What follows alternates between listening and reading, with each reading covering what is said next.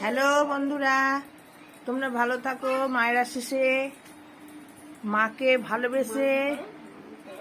ভালোবেসে তোমরা একটা প্রণাম জানাইও। লাইক, শেয়ার, কমেন্ট করো। তোমরা সাবস্ক্রাইব করে দিও। বল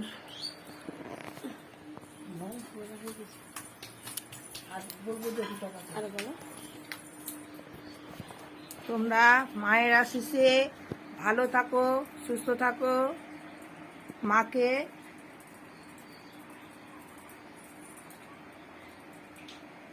মা তোমাদের ভালোই রাখবে।